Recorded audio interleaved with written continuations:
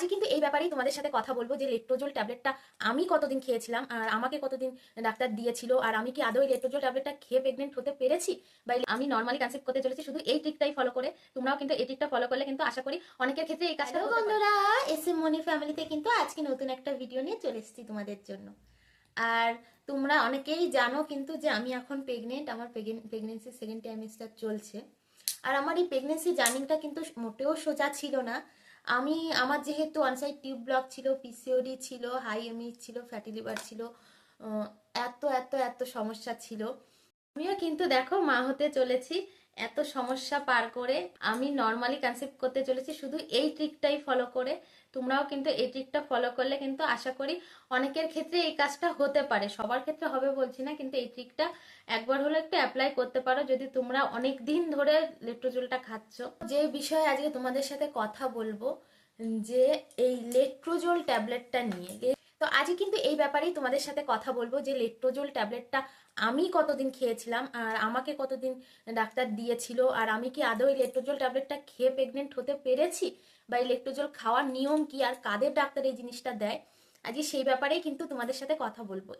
এইটা কিন্তু একটা খুব ইম্পর্টেন্ট টপিক কিন্তু, যে এই ওষুধটা কিন্তু ম্যাক্সিমাম অনেক বোনদেরই দেয়। মানে আমার গাইডেন্সে অনেক বোনরাই আছে যারা আমার সাথে কন্ট্যাক্ট করেছে, তো তাদের সাথে কথা বলেও কিন্তু আমি বুঝতে পারি যে তাদেরও কিন্তু ডাক্তার ম্যাক্সিমামই এই লেট্রোজোল ট্যাবলেটটা অন্য ওষুধের পাশাপাশি কিন্তু এই লেট্রোজোল ট্যাবলেটটাও তাদের সাজেস্ট করে রেখেছে। তো এই লেট্রোজোল খাওয়ার কিছু নিয়ম আছে, আর এই লেট্রোজোলটা কখন দেয় কেন দেয় সেই বিষয়ে বলবো, যেহেতু আজকে থাম্বনেলটা দেখে বুঝেই গেছো। আর এই লেট্রোজোলটা আমি কতদিন খেয়েছিলাম, আর লেট্রোজোল কিন্তু খাওয়ার পাশাপাশি একটা ট্রিক আমি ফলো করেছিলাম, যে ট্রিকটা ফলো করে কিন্তু আমি সেই মাসে কনসিভ করে ফেলেছি। আর সেটা তোমরা পুরো ভিডিওটা দেখো তাহলেই বুঝতে পারবে।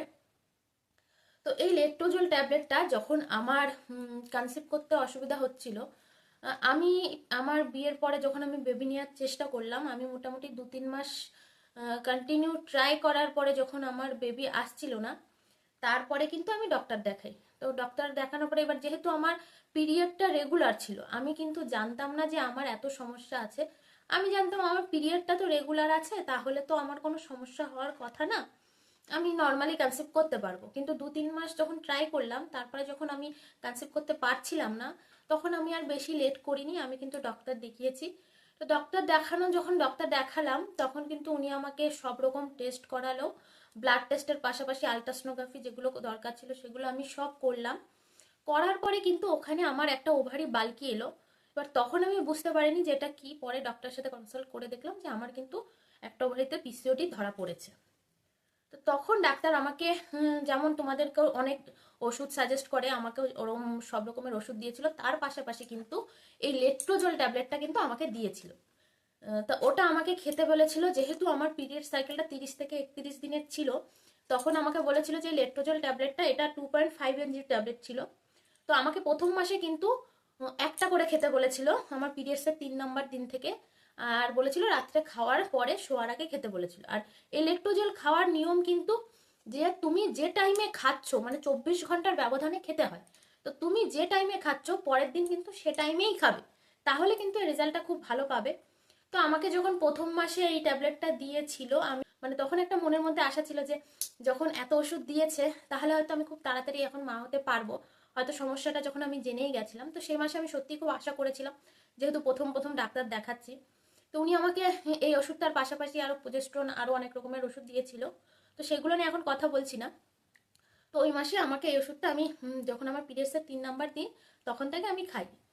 এবার 5টা ওষুধ থাকে 2.5 mg, তখন একটা পাতায় আমাকে দিয়েছিল, আর এটার মধ্যে 5টা ওষুধ থাকে। তো আমি 5 দিন খেয়েছিলাম। তো 5 দিন খাওয়ার পরে ডক্টর যেভাবে বলেছিল ওইভাবে ওই টাইমে মেলামেশা করতে বলেছিল, সেটাও করেছিলাম। তারপরে আরও প্রজেস্টেরনের ট্যাবলেটও দিয়েছিল, সেইগুলো খেয়ে ভেবেছিলাম যে ওই মাসে আমি কনসিভ করে যাব, কিন্তু সে মাসে হয়নি। প্রথম মাসটা আমার এত আশা করে রেখেছিলাম, যেহেতু এই ব্যাপারগুলো অতটা বুঝতাম না, কিন্তু সে মাসে আমি কনসিভ করতে পারিনি। এবার পরের মাসে যখন আমি যেহেতু উড়িষ্যায় থাকি এখন, আমি প্রথমে ফার্স্ট ডাক্তার দেখেছিলাম আমার কলকাতাতেই। তো এখন তারপরে যখন আমি উড়িষ্যায় এসে ডাক্তার দেখানো শুরু করলাম, উনিও আমার অনেক ওষুধের পাশাপাশি কিন্তু লেট্রোজোলটা চালাচ্ছিল। এবার লেট্রোজোলটা আমাদের কেন দেয়, লেট্রোজোলটা দেয় হলো যে আমাদের যাদের পিসিওডির সমস্যা, এছাড়াও ইনফার্টিলিটির অনেক রকমের সমস্যা থাকে, যারা আমার মতন কিন্তু তোমাদেরও অনেকের, অনেক বোনদের, অনেক দিদিভাইদের কিন্তু এরকম সমস্যা আছে যে পিসিওডি আছে, পিসিওএস আছে, তারপরে ফ্যাটি লিভার আছে, এমএইচ লো আছে, তারপর তোমার টিউব ব্লক আছে, অনেক অনেক অনেক সমস্যা। তো এক একজনের বডি যেরকম এক এক রকম সমস্যাও এক এক রকম। তো সেখানে কি হয়, লেট্রোজোলটা আমাদের কেন দেয়? লেট্রোজোলটা অ্যাকচুয়ালি আমাদের আহ, শরীরে যখন আমাদের পিসিওডি থাকে তখন কি হয়, আমাদের যে ডিমটা, আমাদের যে ওভারিতে যে ডিমগুলো তৈরি হয় সেইগুলো একটা ঠিকঠাক সাইজে আসতে চায় না।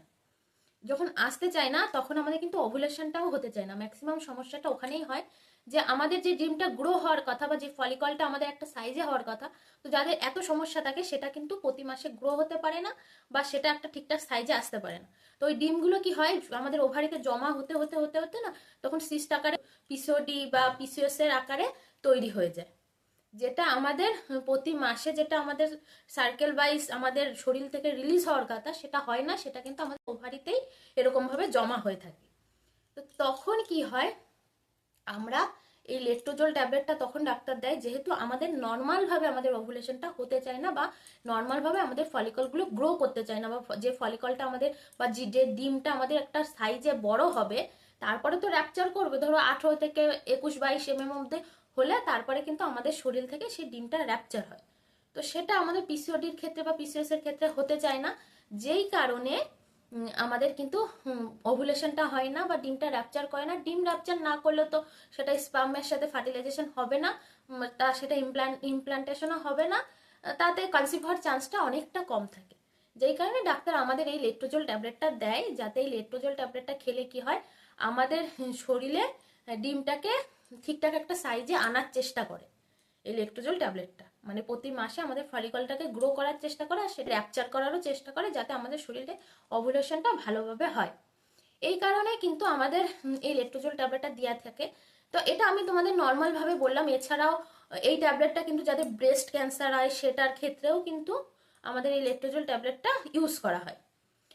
তো যেই মাসে প্রথম মাসে আমাকে 2.5 mg একটা পাতায় দিয়েছিল ট্যাবলেট, তারপরের থেকে ডাক্তার আমাকে কিন্তু ট্যাবলেটের ডোজ বাড়িয়ে দিয়েছিল। তখন আমাকে কিন্তু দুটো করে ট্যাবলেট নিতে বলতো। 2.5 mg মানে একটা ট্যাবলেট আসে 5 mg আর একটা আসে 2.5 mg। তো আমাকে 2.5 mg দুটো দুটো ট্যাবলেট নিতে বলতো, মানে দু পাতা। তো আমি সেই মাসে খেলাম, তো পরের মাসেও যখন আমি খেলাম তখনও আমার কিন্তু কনসিভ হয়নি, তখনও আমি সেই মাসেও খাই। এবার এই অনবরত আমি এইটা 5-6 মাস খেয়ে গেছি ওষুধটা। অনেকেই আমাকে কমেন্ট করে, দিদি ভাই তুমি ল্যাক্টোজলটা কতদিন খেয়েছো? তো আমি মিনিমাম 4-5 মাস তো খেয়েছি। এবার তারপরেও তার 4-5 মাসের মাঝখানেও কিন্তু, আর এটা আমি অনেককেই সাজেস্ট করবো যে লেট্রোজেল খাওয়ার পাশাপাশি তোমাদের অ্যাকচুয়ালি তোমাদের ফলিকল গ্রো করছে কিনা বা সেটা র্যাপচার হচ্ছে কিনা সেটাও চেক করবে। সেটা আমি যেরকম করেছিলাম, আমি কিন্তু ফলিকুলার স্টাডি করেছিলাম এর মাঝখানে, যখন আমি ওষুধ চলছিল 4 মাস, তখন আমি একটা মাস আমি ফলিকুলার স্টাডি করে দেখেছিলাম যে অ্যাকচুয়ালি এই যে যে ওষুধটা আমি খাচ্ছি এটা কি আমার বডিতে কাজ করছে। মানে সেটা তো আমি উপর থেকে বুঝতে পারবো না, সেটাকে দেখতে গেলে আমাকে ফলিকুলার স্টাডি করতে হবে। তো তখন আমি ফলিকুলার স্টাডি সেই মাসে করি, লেট্রোজোলটা খেয়েই। তখন দুটো করে খাচ্ছিলাম 2.5 mg। ফলিকুলার স্টাডিটা করে দেখি যে লেট্রোজোল খেয়ে কিন্তু আমার বডি মানে তোমার এগ তৈরি করছে, আর সেটা খুব ভালো একটা ম্যাচুরিটি এগ তৈরি করছিল। তো লেট্রোজোল খাওয়ার পরে আমি আমার পিরিয়ডসের 13তম দিনে না 14তম দিনে ফলিকুলার স্টাডি করেছিলাম। তো তখন দেখলাম যে আমার একটা ভালো সাইজ চলে এসছে এগের, মানে 18 থেকে 20 mm এর কাছাকাছি চলে এসছে। তো ডক্টর আমাকে সেম দিয়েছিল, এসিজি যে ইঞ্জেকশনটা থাকে ওটা ওই মাসে দিয়েছিল, যে র্যাপচার হওয়ার জন্য, যে তোমার এগটা তো ফলিকল তো ভালো এসছে। তো উনি আমাকে র্যাপচার হওয়ার ইঞ্জেকশন দিয়েছিল। এবার সেই মাসে আমি খুব আশা করেছিলাম যে আমার তো র্যাপচার হওয়ার ইঞ্জেকশন দিয়েছে, তাহলে তো এই মাসে আমার কনসিভ হয়ে যাবে। আর আমার এগটাও ভালো এসছে, 36 ঘন্টা থেকে 42 ঘন্টার মধ্যে তোমার এগ র্যাপচার হয়ে যাবে, তার মধ্যে মেলামেশা করতে বলেছে, সেইভাবেই সেই মাসে ছিলাম। তারপর সেই মাসে প্রজেস্টেরনের ওষুধটাও দিল যে এই এততম দিন থেকে খাওয়া শুরু করবে। তো আমি সেই মাসে এতটাই আশা ছিলাম যে আমার তো যখন সবকিছু নর্মাল চলে এসছে, রাইট ওভারিতে সেই মাসে কিন্তু আমার এগ এসেছিল। তো এটা মিনিমাম আমার এইচএসজি করা 2 মাস আগের ঘটনা, যখন আমি ফলিকুলার স্টাডিটা করেছিলাম। তো সেই মাসে যখন ডাক্তার আমাকে র্যাপচারের ইঞ্জেকশন দিল, সবকিছু নর্মাল ছিল। তো আমি ভেবেছিলাম যে আমার হয়তো কনসেপশন এই মাসেই চলে আসবে, কিন্তু আমার দুর্ভাগ্যবশত সে মাসেও আমার কনসিভ হয়নি। সে মাসেও আমার কোনো কিছুই হলো না। তখন আবার ডাক্তারকে দেখালাম, উনি তারপরে আমাকে বললো যে তুমি এইচএসজি টেস্টটা করো। কারণ সব কিছু নর্মাল থাকার পরও তারপরে আমি আমার ওভুলেশন ডিসচার্জটাও বুঝতে পেরেছিলাম। ওষুধটা চলাকালীন কিন্তু আমি প্রতি মাসে কম বেশি আমার ওভুলেশন ডিসচার্জটাও আমি বুঝতে পারতাম। আর সেই মাসে যখন হলো না, ডাক্তার বলে এসএসজি টেস্টটা করো। এসএসজি টেস্ট করার পরে আমি জানতে পারলাম আমার অন সাইড টিউব ব্লক, আর সেটা আমার রাইট সাইডেই টিউবটা ব্লক আছে। তো তখন আমি বুঝতে পারলাম যে সেই মাসে কেন আমি কনসিভ করতে পারিনি, কারণ সেই মাসে আমার একটাও এসেছিল রাইট সাইডে, আর আমার র্যাপচার করার ইঞ্জেকশনও দিয়েছিল, কিন্তু আমার সেই রাইট সাইডেই আমার টিউব ব্লক এসেছিল। তো ওই মাসে তো আমি প্রচন্ড ভেঙে পড়ি যে এত কিছুর পরে যখন রাইট টিউব ব্লক আসছে তাহলে কি আমি মা হতে পারবো না। তো ওই মাসে সত্যি বলতে আমি সবকিছু জানার পরে যে আমার এত সমস্যা ছিল, এবার তার আগে আমি কি করছিলাম, আমার বডিকে কিন্তু সময় দিচ্ছিলাম। আমি নিজে এক্সারসাইজ করতাম, যেহেতু আমার পিসিওডি ছিল আর আমার ওয়েটটাও বেড়ে গেছিল, ফ্যাটি লিভারও ছিল, এক্সারসাইজ করতাম, আশেপাশে একটা হেলদি ডায়েট নিতাম। তো তোমরা কিন্তু আমার চ্যানেলে ওই ভিডিওগুলো দেখতে পারো যে আমি কি করতাম, কি কি এক্সারসাইজ করতাম, কি কি ডায়েট নিতাম। তো সেইগুলো তো আমি 3-4 মাস কন্টিনিউ করছিলাম, সেখানে আমার ওয়েটটাও অনেকটা লস হয়ে গেছিলো। তখন আমি যখন এসএসজি করলাম তখন জানতে পারলাম আমার টিউব ব্লক আছে। তো সেই তার পরের মাসে কিন্তু আমি আর কোনো রকম ওষুধপত্র নিইনি। যেহেতু আমি উড়িষ্যা থাকি, সেখান থেকে আমার বাড়ি যাওয়ার কথা ছিল, আমার টিকিটও হয়ে গেছিলো। তো আমার হাজব্যান্ড বললো এত কিছুই তো করছি, এতদিন ধরে ওষুধপত্র চলছে কন্টিনিউ, এত টেস্ট করছি, এত কিছু করছি, তো এই মাসে আর কিছু করতে হবে না, ছেড়ে দাও, বাড়ির থেকে ঘুরে আসি, তারপরে আমরা কিন্তু ডাক্তার আবার দেখাবো। তো আমিও ভাবলাম ঠিক আছে, আগের মাসে আমার এইচএসজি টেস্টের ব্যাপারেও কিন্তু আমার চ্যানেলে ভিডিও আছে, একটু দেখে নেবে। আর সেটা আমার এক্সপিরিয়েন্সটা যে খুব ভালো তা নয়। তো সেই মাসে কি করলাম যে কোনো ওষুধ আর নিলাম না, কোনো ওষুধপত্র তেমন আর কিছুই চলছিল না, শুধু আমার চলছিল একটা ইনসুলিনের ওষুধ চলছিল। সেটার ব্যাপারে আমি একটা ভিডিও পোস্ট করেছি, সেটা একটু দেখে নিতে পারো যে আমার কি কি ওষুধ, যে মাসে আমি কনসেপ্ট করি কি কি ওষুধ খেয়েছিলাম। তো লেট্রোজেলটা সেই মাসে আমি আর নিইনি, সেই মাসটা আমি অ্যাভয়েড করে গেছি। তার আগে কিন্তু আমি 4-5 মাস ধরে কিন্তু লেট্রোজেল নিচ্ছিলাম।